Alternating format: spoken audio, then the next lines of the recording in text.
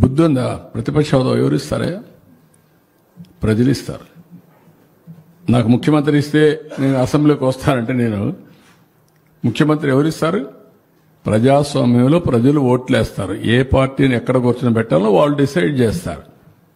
మీరు చేసిన అరాచకాలు అన్యాయాలు చూసిన తర్వాత మీరు ప్రతిపక్ష హోదా కూడా తగరనే ఉద్దేశంతో 11 సీట్లు ఇచ్చారు.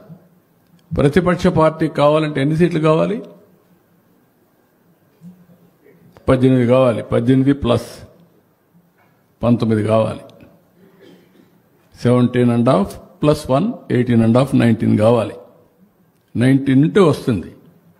అప్పుడు ఇవ్వరు. అది రైట్, హక్కు, ప్రజలిచ్చే అవకాశం. అది ప్రజలిచ్చే అధికారం. రాజకీయ ప్రభుత్వం ఇచ్చేది కాదు. ఇవన్నీ ఇంత మునుపు 94లో కాంగ్రెస్ పార్టీ ప్రతిపక్ష హోదా ఇవ్వలేదే. 26 మంది గెలిచారు. అప్పుడు ఇవ్వలేదు. ఎందుకు ఇవ్వలేదు? వాళ్ళు అడగలేది, మేము రావనలేదే. వాళ్ళు అప్పుడు వాళ్ళకు ప్రజాస్వామ్యం ఏంటి తెలుసు కాబట్టి. బెదిరిస్తే వచ్చేదనుకుంటే ఎట్టవుతుందండి? ఎక్కడ బెదిరిస్తావు? ఎందుకు ఇస్తారు? ఆ రోజులు అయిపోయినాయి. బ్లాక్మెయిల్ చేసే రోజులు కూడా అయిపోయినాయి. ఇంకా మళ్ళా గొలగరాయి డ్రామా, కోడికత్తి డ్రామా, గొడ్డల వేటు డ్రామా. గొడ్డల వేటు గుండెపోటు నేను నమ్మాలా?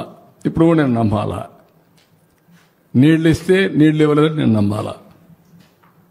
ఎరువు ఇస్తామంటే ఎరువు ఇవ్వలేదని మీరు హైజాక్ చేస్తే మేము మిమ్మల్ని రైతు ఉద్యమంగా భావించి మీకు జోహార్లు కొట్టాలా?